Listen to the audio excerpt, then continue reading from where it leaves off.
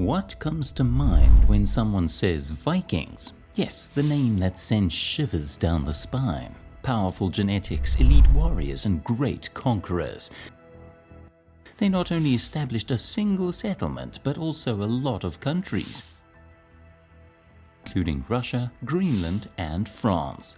But suddenly their power turned into impotence when they fought the real man. The man of words, might, and knowledge. Yes, he's the one and only Alfred the Great. And now you might be wondering, how did he unite England? Who was he actually? How was he the only English monarch to gain the epithet the Great? Well, we got you covered. In this video, we're going to reveal everything about Alfred the Great and his quest to unite England. Let's get into it, people. Alfred was born in 849 CE as the son of King Aethelwulf of Wessex and his wife Osburh. When he was 4 years old, his father sent him on a journey to Rome. He was too young to start traveling, but this was his fate. The anglo-saxon chronicle says that the Pope confirmed his faith and made him a king there. There's a chance that this ritual took place, but it doesn't seem likely since Alfred was the youngest of 5 children, and his 3 older brothers would have been in line to take the throne before him. The journey to Rome shaped Alfred's character, but not as much as his mother. Alfred's trip to Rome deepened his religious faith, opened his eyes to other cultures, and made him realize how important Christian ideals and good diplomatic relations between European countries were in running the government. Osburh was a religious and smart woman who sparked Alfred's ongoing desire to learn, which defined him and shaped his future successes. He learned poetry by hearing it spoken and repeating it, but he couldn't read until his teens and couldn't read Latin. Alfred's mother and fatherhood have a significant impact on his character arc. Alfred's family had low expectations of him as a warrior king because he was more interested in reading than action and was often sick as a young man. And yeah, he had Crohn's disease. But he proved everyone wrong when he fought a war of great heathen armies invasion in 865 to 871 CE. He fought so bravely, but his brother Ethelred died in the war. Alfred was the most well-known Anglo-Saxon king in British history. Now, if you're thinking Alfred was granted the moniker the Great during his lifetime, then you're actually mistaken. He got that moniker when his biographer Asser's work became more widely known and the significance of Alfred's reign was better understood. After that, things started taking a scary turn when the Vikings invaded East Anglia. In 865 CE, Halfdane and Ivar the Boneless led the great army of Vikings into East Anglia and assaulted all of their enemies. They captured York in 866 CE and assassinated the Northumbrian kings Osbert and Aelle in 867 CE to consolidate their position. They attacked Mercia relentlessly in 868 and they conquered East Anglia in 869 CE. In 870 CE, Scandinavian armies assisted Halfdane in capturing Wallingford, destroying Mercia and entering Wessex the following year. Ethelred and Alfred mobilized and fought the Vikings at Reading, but they lost badly. After that, the Battle of Ashdown in January 871 CE took place. Alfred showcased great military leadership and crisis management abilities. He showed excellent leadership by selecting strategic high ground, wisely dividing his soldiers and personally commanding a charge that decisively beat the Vikings. Asser never explicitly criticizes Ethelred, but he does mention that Alfred and Ethelred were intended to head a combined army that would fight various Viking units, but Ethelred never appeared to assume command of his side of the battle. When Alfred arrived at the field to find his brother, he was still praying. The Vikings had reinforced their walls. Alfred was forced to command the soldiers in an attack. Asser's account of the battle's been challenged and other sources credit Ethelred with full participation. However, Alfred led his army to success and drove the Vikings out, even though his brother wasn't there. Following this win, the brothers followed the Vikings to Basing. The battle took place in 871 in Basing, which is now the English county of Hampshire. Alfred was still a young prince and not a king yet. However, he fought against the Vikings with his brother Ethelred. Even with his guidance and hard work, the Anglo-Saxons lost this battle, and his brother Ethelred died. Sad though it may be, this did present an opportunity. Now was the right time for Alfred to become king and take the authorities into his own hands. He led his army against the Vikings again at the Battle of Wilton and seemed to lead well. The Vikings had breached their lines, but Alfred had too few forces to pursue the Vikings. After regrouping, the Vikings defeated the West Saxons and took the field.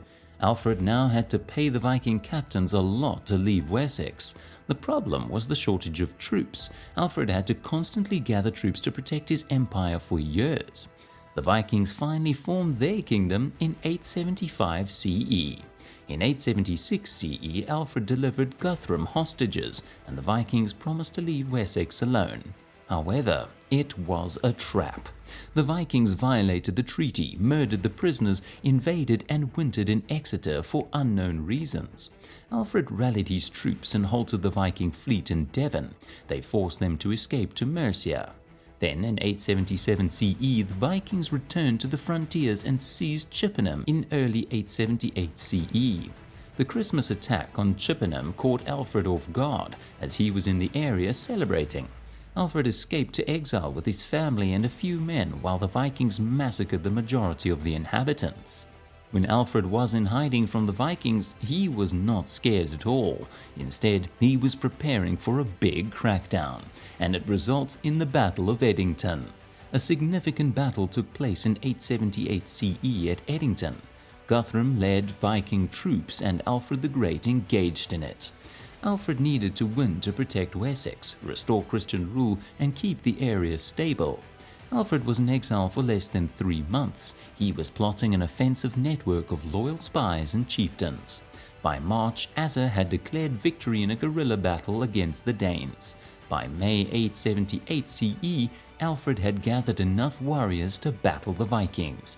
He recruited men and launched raids from the Athelney fortress, which served as his base of operations. In early May, he drove the Vikings out of Edington and defeated them with his shield wall. Wessex forces had formed tight formations to repel Viking attacks and counterattacks. The Vikings departed the field to tighten their stronghold. Alfred destroyed all of the crops around the Viking walls, killed all of the men outside, and took the animals. After a 2-week siege, the Vikings surrendered without any supplies. But Alfred's conditions were lenient. Guthrum and 30 chieftains would accept Christian baptism and renounce their pagan faith. Hostages would ensure compliance. Vikings would depart Wessex. As it's said, after great difficulties, there's always great ease. Likewise, every condition of King Alfred was met. That was a great victory for Alfred. Alfred may not have thought Edington had solved his Viking problems, but Wessex was secure for the time being. After getting rid of the Vikings, it was the right time for restoration, reforms, and proper education for his people. After the Battle of Edington, he began fixing the raids' root causes: poor education, clerical learning, and the unity of his kingdom. Alfred reorganized his realm in 880 CE and instituted educational, legal, and military reforms that transformed Wessex and Britain. His first project was reconstructing and improving Viking War-era cities and villages. He changed his kingdom's military and settlement structure after realizing they could be destroyed as easily as their predecessors. Alfred's early 880s initiative included reorganizing villages and cities. The burgh system connected 33 burghs across his dominion with upgraded highways. Alfred modified the tax law based on a person's land agricultural yield to allow each burgh to defend itself and pay garrisoned men. Alfred also sent Welsh and French clergy to the court to revive Latin and translate Latin texts into English. Public schools taught English and Latin to students who sought holy orders. Alfred would later convert Latin to English, inspiring his students. Despite popular belief, this was not a quiet time for Alfred to study and make domestic policy. He made foreign policy decisions every day, and British Viking issues remained. Alfred took control of Mercia in the early 880s, but the Vikings settled the Danelaw from Northumbria and still invaded other territories. After Alfred conquered London in 886 CE, he started making efforts to unite England. It didn't matter if the people or landlords had to swear allegiance to the king, Alfred united Britain under his rule. Alfred's victory in London was the emergence among the English of a sense of common identity, under a common leader in a common cause. Now Alfred was king of all Dane-free England. After conquering London, Alfred married his daughter Athelflaed to Mercia's Earl. The Mercians' Lady Athelflaed would continue Alfred's work with her husband and then alone. Alfred completed his schooling, expanded and modernized the fleet, and created a legal system based on the 10 Commandments of the Christian Bible. All penalties were fines except for betrayal and treason. Alfred emphasized lordship because he believed the king ruled by divine will and would rule justly in the best interests of his people if he were true to his calling. As a child, Alfred didn't go to school, but he wrote the law code and translated the first 50 Psalms, Gregory's Pastoral Care, Boethius's Consolidation of Philosophy, and St. Augustine's Soliloquies. These books had improved Alfred, and he hoped they would do the same for others. At last, every soul has to have a taste of death. Likewise, Alfred the Great died on October 26, 899 CE, after he'd united Britain. And do you know how he died? He'd been sick many times during his life, and many people think he may have had Crohn's disease or a related condition. Historians and doctors think Alfred may have had Crohn's disease because of the long-term stomach and intestinal problems he had, which sound like signs of this inflammatory bowel disease.